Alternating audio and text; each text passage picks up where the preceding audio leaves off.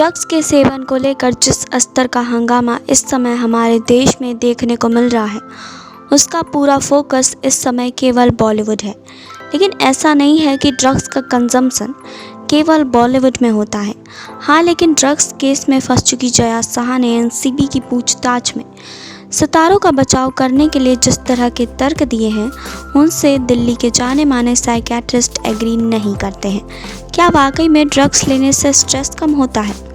इस बारे में बात करते हुए मैक्स हॉस्पिटल के senior psychiatrist doctor Rajesh Kumar कहते हैं कि कोई भी ड्रग हमारे ब्रेन के मिड पार्ट में पहुंचने पर प्लेजर एक्टिविटीज़ के सर्किट में जाकर काम करता है।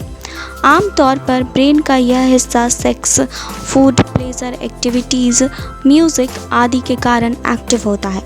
ड्रग्स भी ब्रेन के इसी सर्किट पर काम करता है और ड्रग लेने के बाद हाई फील होने लगता है। अब आप सोच रहे होंगे कि ये हाई फीलिंग क्या होती है। जी हाँ, आपको बता दें कि हाई फील करने के दौरान आप खुद को फुल ऑफ एनर्जी महसूस करते हैं। इस दौरान आप आसपास के माहौल से पूरी तरीके से कट जाते हैं और तनाव देने वाली बातों को बिल्कुल भूल जाते हैं।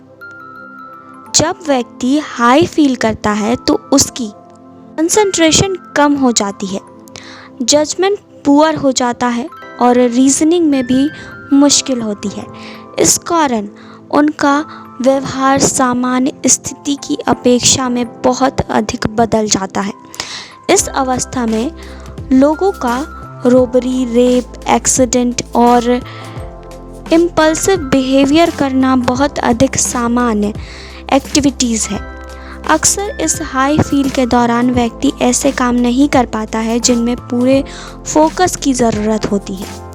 अब आपको बता दें कि सुशांत डेथ केस से जुड़े ड्रग्स मामले में जेल में बंद जया शाह का कहना है कि फिल्मी सितारे अपने स्ट्रेस और डिप्रेशन को कम करने के लिए ड्रग्स लेते हैं।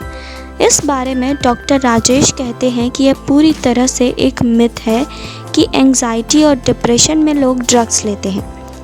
अपने क्लिनिकल एक्सपीरियंस के बारे में बात करते हुए डॉक्टर कुमार कहते हैं कि एंजाइटी और डिप्रेशन के इलाज में कुछ खास पैथी के सीमित दवाओं को छोड़ दिया जाए तो कोई मेडिसिन ऐसी नहीं है जिसके कंपोनेंट इन ड्रग्स से मिलते जुलते भी हों, जबकि ड्रग्स का सेवन करने से इन बीमारियों के लक्षण ज़रूर बढ़ जाते हैं।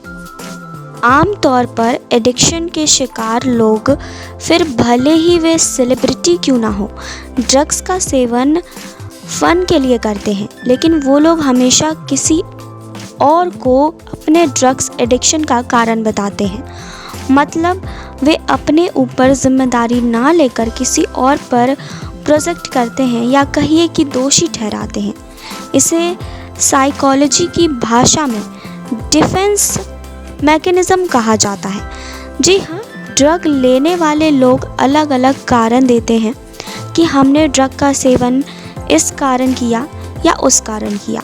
जैसा कि वे उदाहरण देते हैं कि इन देशों में तो लीगलाइज है ड्रग्स लेना, इसलिए भारत में भी इन्हें लेने की छूट होनी चाहिए, जबकि उन्हें इस बात की जानकारी नहीं होती है कि जिन देशों में इन ड्रग्स पर पाबंदी नहीं है, वहाँ भी मेंटल इलनेस के इलाज के लिए इन ड्रग्स का सेवन नहीं किया जाता है।